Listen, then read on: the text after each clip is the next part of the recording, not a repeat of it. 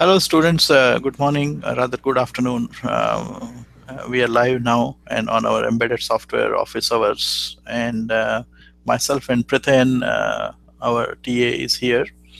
Our other TA, Vincent, is on travel just for this office hours again.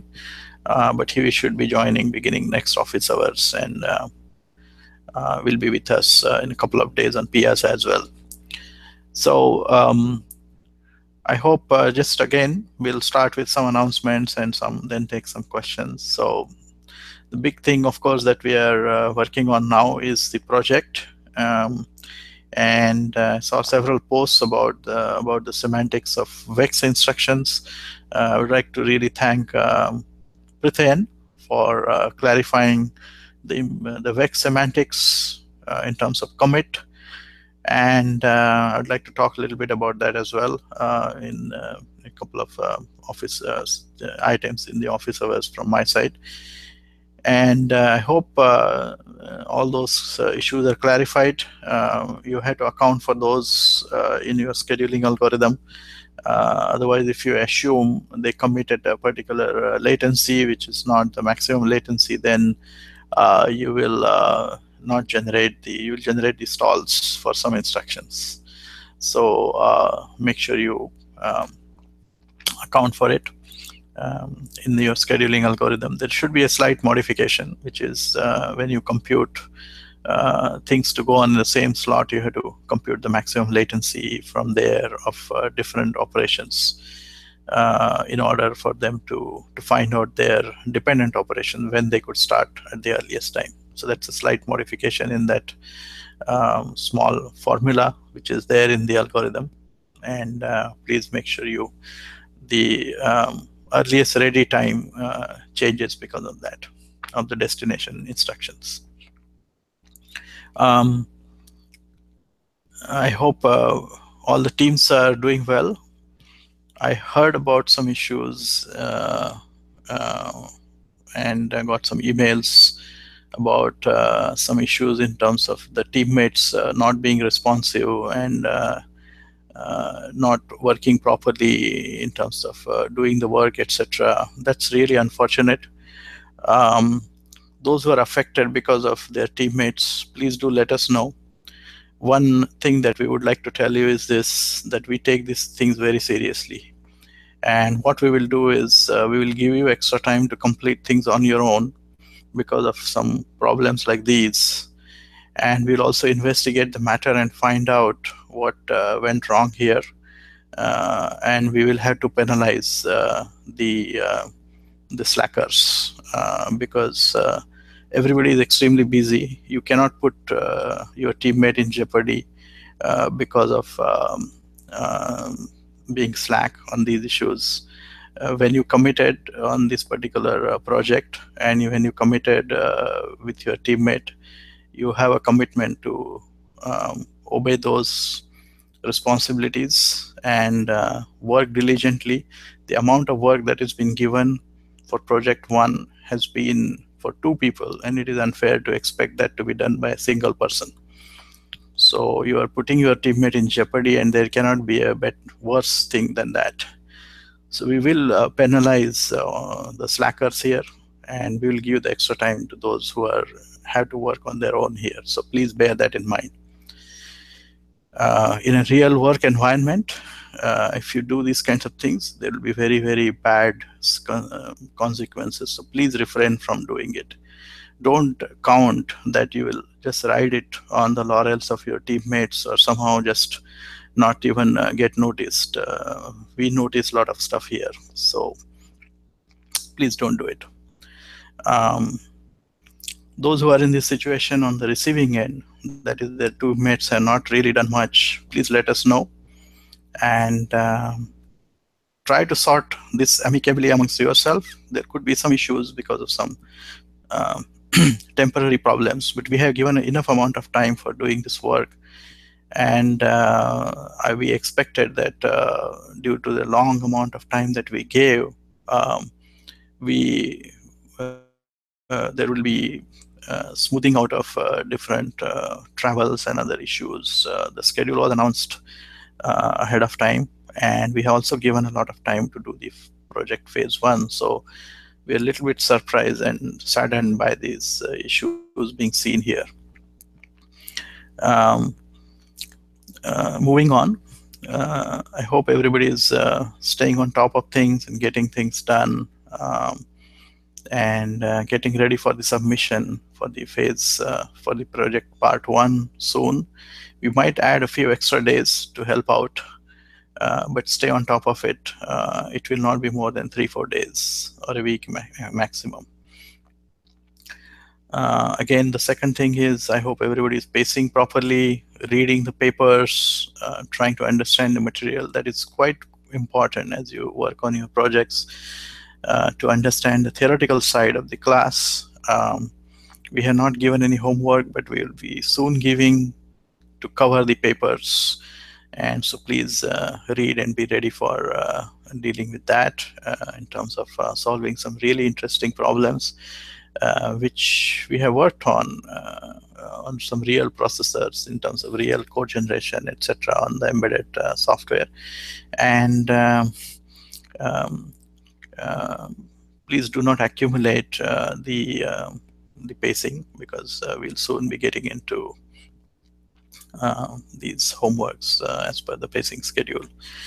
And do make sure you read the papers, try to take some examples if you run into some issues of understanding the algorithms or the concepts which are presented. Work through some simple examples. Try to emulate the algorithm on these examples, and that is quite important. That is the main thing to take away.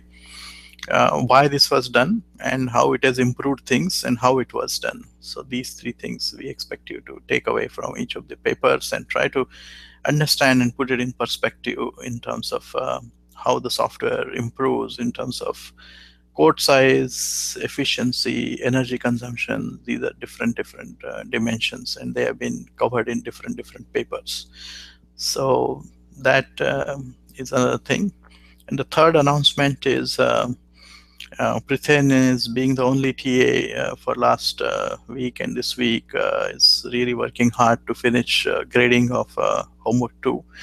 We expect it to release in next 2-3 days, and that will help you to a little bit get an understanding of your grades in the class and so on. I know that there is a drop date coming up.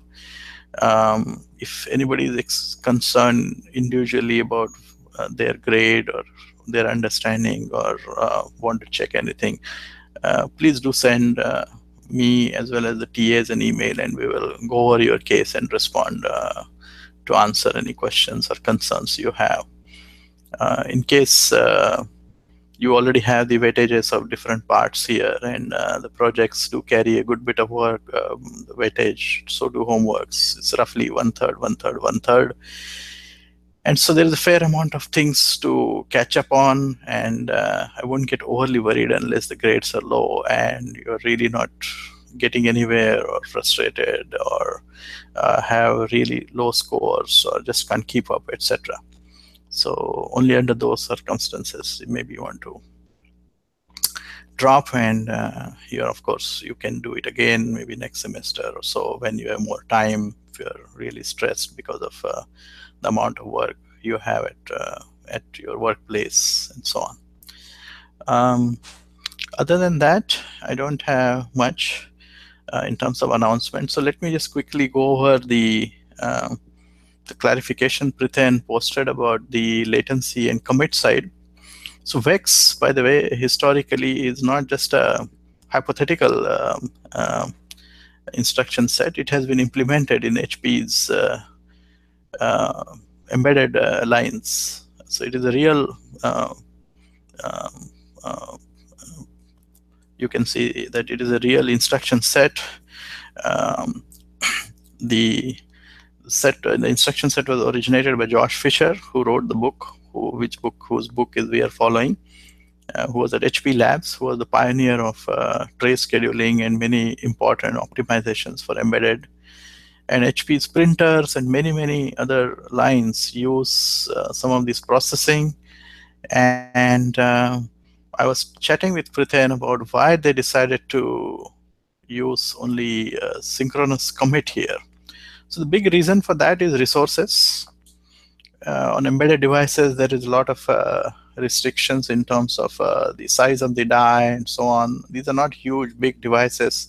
They're quite small in terms of their resources. And you have to judiciously use the resources. So what you want to do is you want to compromise one thing and you want to add another thing, typically in a low resource environment such as embedded devices. So the design decision was this, that the word was kept large, 64-bit and so on, for allowing the parallel fetch and VLIW and so on. The decode logic was also 64-bit and so on for 4 syllables. And from there, the number of function units that varied from chip to chip based on the requirements and domains and so on. And but in the commit logic, if one has to incorporate individual commits, asynchronous commits of each of the syllables, then it's a very complex logic. There are some other issues which arise because of that. That what happens to the instruction as a whole in case one instruction has exception and those kinds of issues.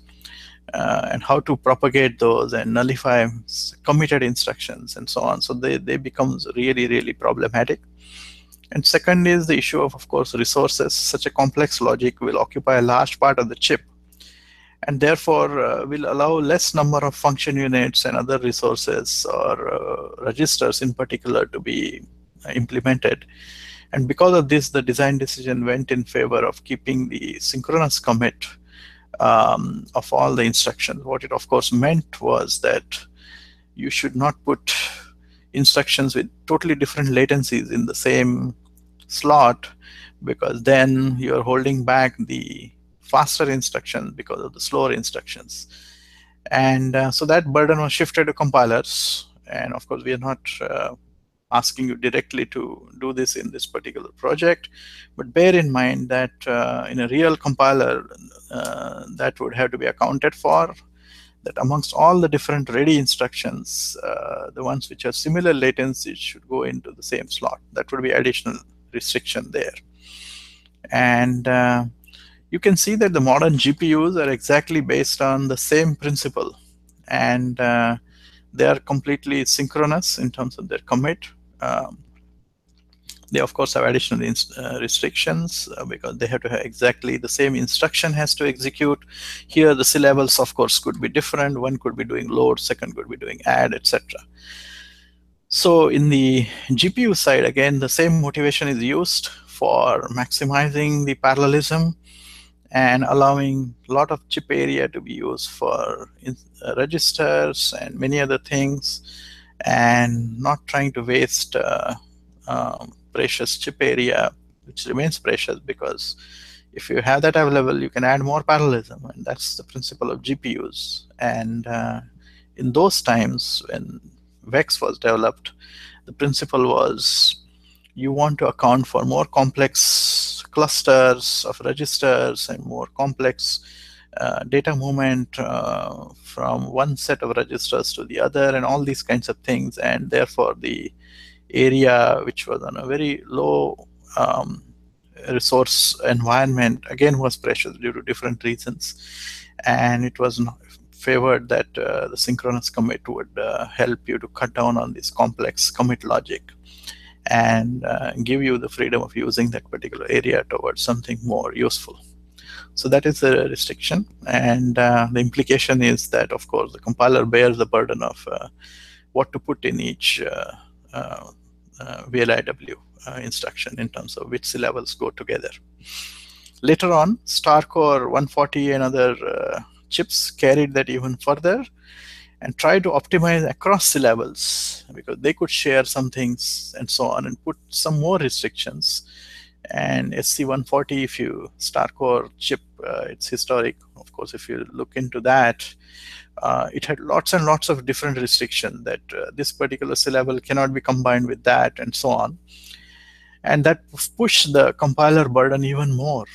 So much so that the compiler became extremely complex, and the workloads which would benefit from these kind of things, in spite of compiler being super efficient, started shrinking. And that was the reason why SC140 as a chip failed further there. So that was the reason that by putting too many restrictions, I think things don't work well. That is a lesson learned there. And of course, these trade-offs have to be very judiciously evaluated.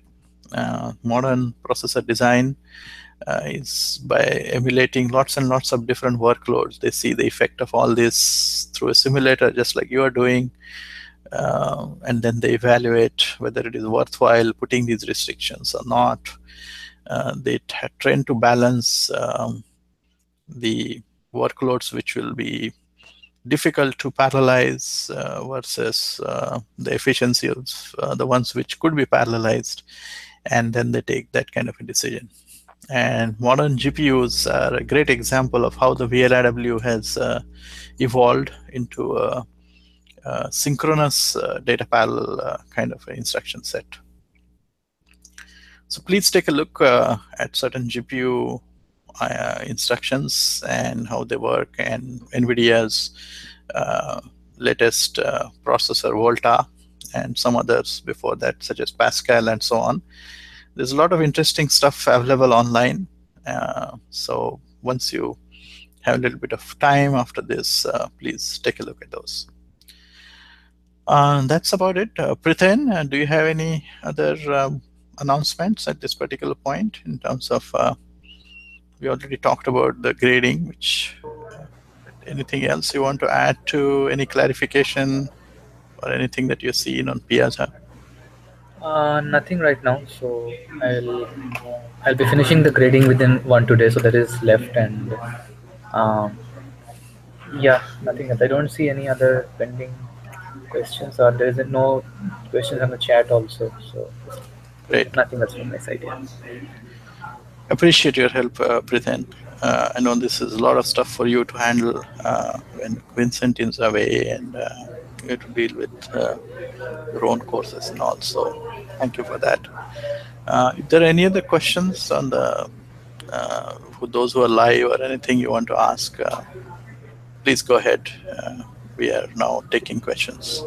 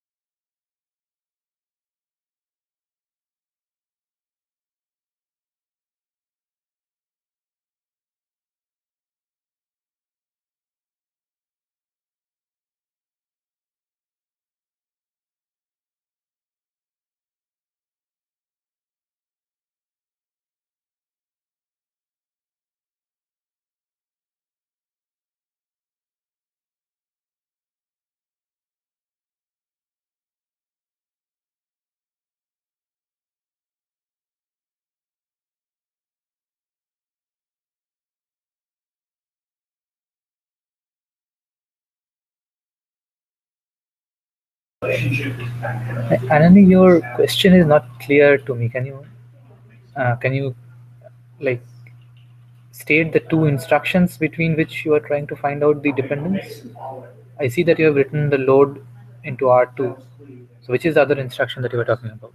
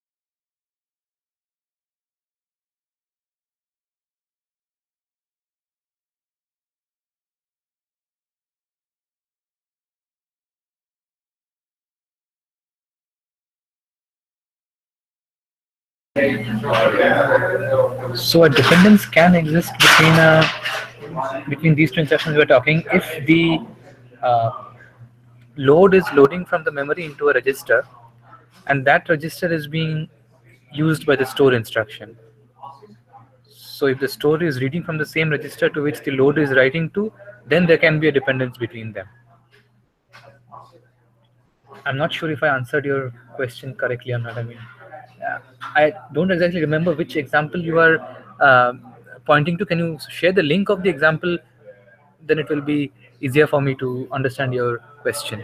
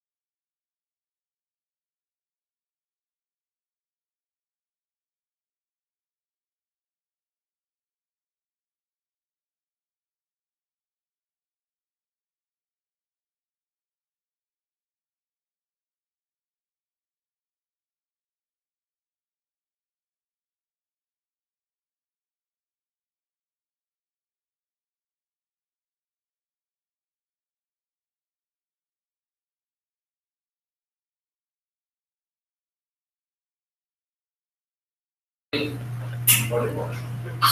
yes, so there is no dependence between these two instructions because you are not, the add instruction is not reading from the register to which the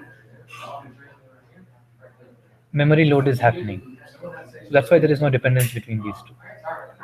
If the add was reading from the same register from the destination register of this load, then there would have been a dependence.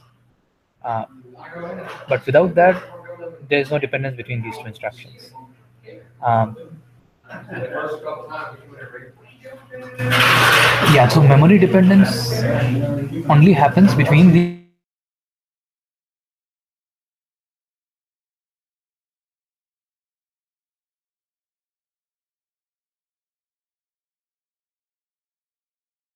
non-memory instructions. Are the only dependence that can happen is register read-write dependencies, not the memory dependencies. I think like your understanding is correct. Yeah.